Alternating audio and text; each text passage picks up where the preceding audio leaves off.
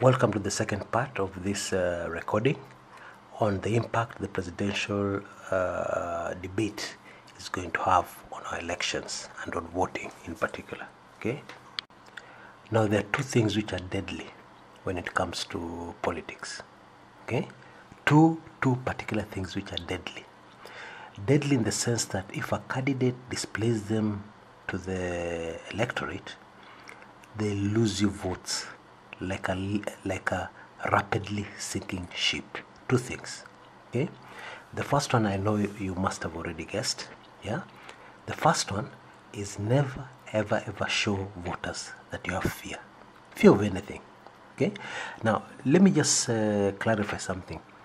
It does not mean that you actually have to be fear. You actually have to be fearful. What I mean is that never allow the perception of fear to be associated with you as a candidate. That is suicide. Okay? I think those of you who have followed politics long enough will already know that. Number two, never ever allow voters to think that you are arrogant. Never ever. Okay? That you're arrogant, you're proud, you look down on your opponent. Never allow that to happen. Because that's deadly when it comes to elections. Anywhere in the world, not only in Kenya. And I can point so many examples where a particular candidate who was going to win an election came out as being arrogant, and that was the end of it. Okay, there are so many examples I can give, but because of time, let me just leave it at that. Take my word for it. Do your own research on Google. You'll find the shocking truth. Okay. Now, unfortunately, for Jubilee supporters, these are the two aspects that came out concerning the presidential debate, concerning the president failing to attend the presidential debate. Okay? Now, matters were even made worse by the fact that not many Kenyans, but enough Kenyans know that the president cleared his busy schedule, and it looked like he was going to attend the debate. Okay? This has been interpreted as indecisiveness. Should I go? Should I not go? By some voters. This is actually things we got from the ground, people saying it, yeah? And I'm not talking about people in Nairobi, people deep in the rural areas. Okay? Now, if you've read my latest ebook, Jubilee Goofs, you will understand a lot of things. You will understand, for instance, how these advisors, these older men, their sheer arrogance. And if you've not read the particular, my ebook, if you caught the interview, especially the interview that appeared in Citizen, okay, somebody pointed out to me, and I've just taken it in before doing this recording. If you observe the way the vice chairman of the Jubilee Party, David Murathe, by the way, who appears in the book Jubilee Goofs, yeah, is featured in the book. There's some very interesting information on him. If you had read that information before, his performance during this show would be very predictable for you. Okay? In fact, if you haven't gotten hold of that ebook yet, I suggest that you make an effort to get it. It's very easy. We have a special offer in the description area of this video. Just rush there, become a member of Club 1999 and get this ebook. It's very important. Okay? Anyway, the sheer arrogance that came out of Bwana Murathe is not the kind of thing that gets you votes. It's the kind of thing that loses you votes.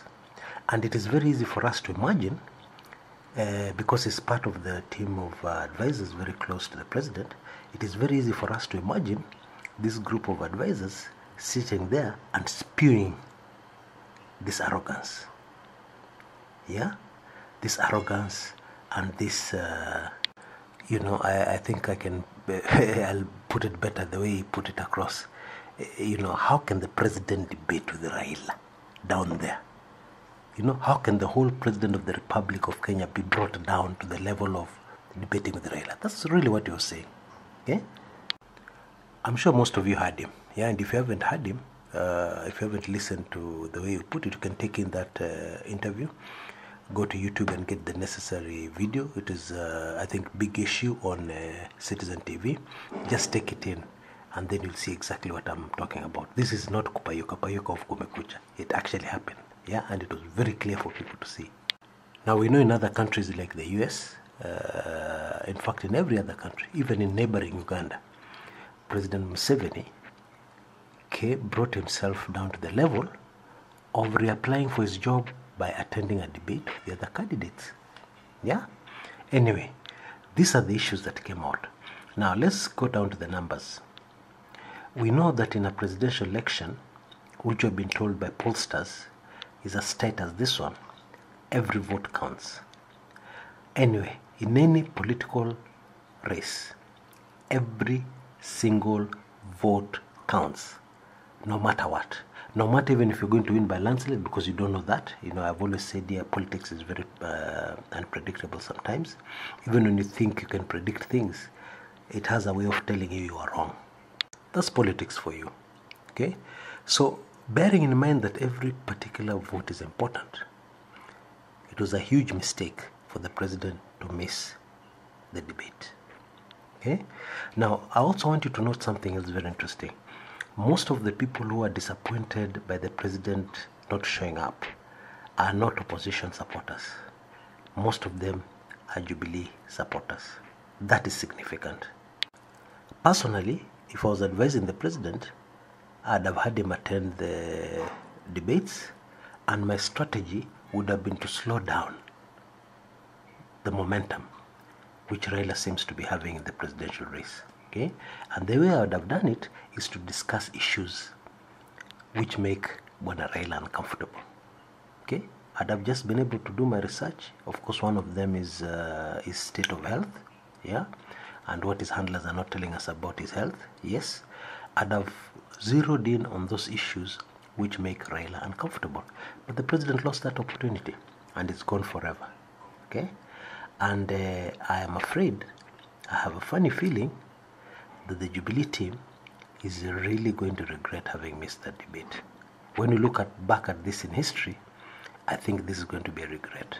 I just have that funny feeling. So in conclusion, according to our surveys on the ground, we feel from what the numbers we saw, the people we talked to, etc., the people we think were undecided before this particular debate, that we cannot talk about anything less than 500,000 votes. Yeah, 500,000 votes. Now, some of the estimates we've had are quite high, but I've just reduced it to the bare minimum. The number of votes the president will lose as a result of not attending this debate, and all the other issues associated with not attending, which came out, like arrogance, perception of fear to face the issues, perception of fear to face certain questions, etc., are nothing less than 500,000 votes. Okay? That is what we've come up with. Until next time, this is Chris Kumekucha.